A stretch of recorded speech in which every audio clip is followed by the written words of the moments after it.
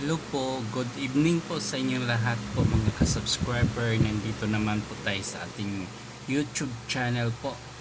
Mag-update lang po tayo, gagawa tayo ng konting reaction video po para maka-upload po tayo. Alam niyo po mga ka-subscriber, ang i-upload lang po natin ng video po ngayong gabi ay masaya na po tayo kasi po uuwiin na ang ating former president sa Pilipinas. Na ano po natin po na balitaan. Ngayong araw na ito, uuwi na. Antay na lang po natin po dito sa Pilipinas ang Tatay Digong po natin na maraming nagmamahal sa kanya.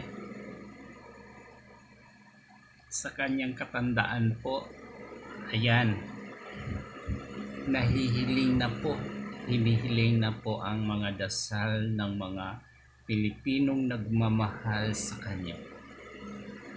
Ayan, antayin na lang po natin po ang Pangulong Duterte na sana po masilayan po natin ang pag-uwi niya kung kailan. Darating na po sa ating bansa ang tatay natin na maraming nagmamahal sa kanya, maraming nagdudusa, nalulungkot kasi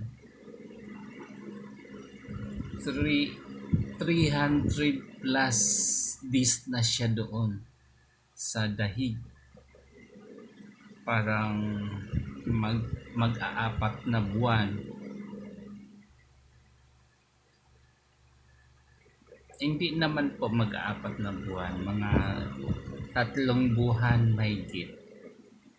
Ayan, inaasam-asam na natin na mapauwi na siya. Yun talagang hinihiling natin. Bring him home, Tatay Digong, now.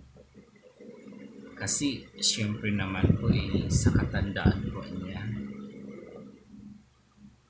walang konsensya ay naghatid sa kanya doon sa dahig. Ay siyempre ang ating former president naman, hindi naman po talagang inaako na lang po niya. Hindi siya naglaban, hindi siya nagtago, bagkus hinarap po niya. Kahit sabihin niya na mali ang prosesong pagdakip niya, pero inano pa rin niya, tinanggap kasi ganyan po nagmahal ang ating Tatay Digong sa mga Pilipino sa bansa po natin. Kaya maaari lang po na ibalik nila habang buhay pa. Kasi kapag nababawian doon ng buhay sa dahig, ibang usapan na po yan. Marami talagang magagalit na Pilipino sa kung sino man ang naghatid doon sa dahig. Ayan po, magdiwang tayo kasi nandito na ang Tatay Digong po natin na nagmamahal sa mga Pilipino.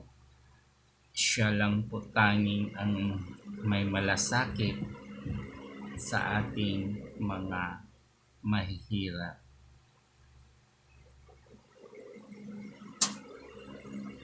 Ayun po mga ka-subscriber, magiging masaya na tayo niya.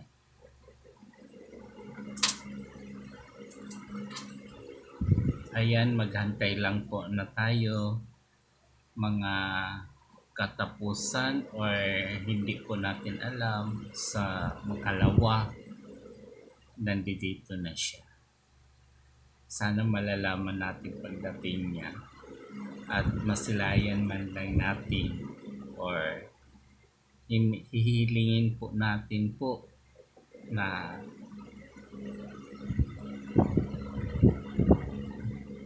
ma masilayan natin siya dyan sa airport man lamang bago siya iuwi sa Davao. Ayan po mga ka-subscriber. Absent talaga ako niyan sa trabaho po mga kasama. Bibigyan ko talaga ng panahon yun na masilayan lang po natin siya. Kung saan sana siya dinala o yung nakatambay na sasakyan po. Dapat doon din natin masilayan siya sa pagdating niya. Pagkatapos bago siya papunta ng Davao. Ayun po mga ka-subscriber, di ba ang tuwa natin kasi si Hanilit na talaga ang nagsabi sa mga vlogger. Ito reaction video lang po natin sa sa Facebook nakita po natin. Kaya masaya na po tayo, hindi na po tayo bring him home Tatay Digong kasi natupad na po yung mga wishes natin at hindi lang sa atin po, sa ibang tao na pinagdadasal si Tatay Digong para matapos na po yung po niya kasi syempre sa katandaan din po karapat dapat po niya na mananatili talaga dito sa Pilipinas kasi doon kasi iba kasi yung klima doon, malamig, super lamig. Syempre kapag matanda talagang hindi na kaya. Ayun po, maraming salamat. Hanggang dito na lang ang video natin. Kasi natin tayo. Fold storage. Maraming pong salamat sa mga viewers ko po. At saka mga buzzer. Magandang gabi din po sa iyo.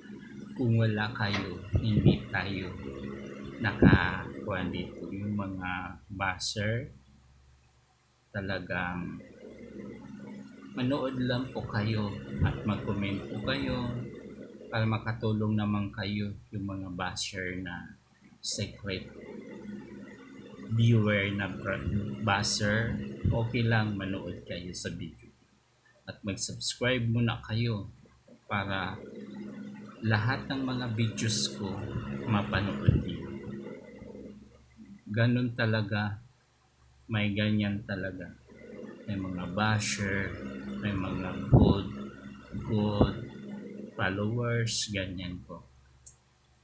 At magagandang yung mga secret viewers, hindi sila nagpapakilala pero secret viewers nga.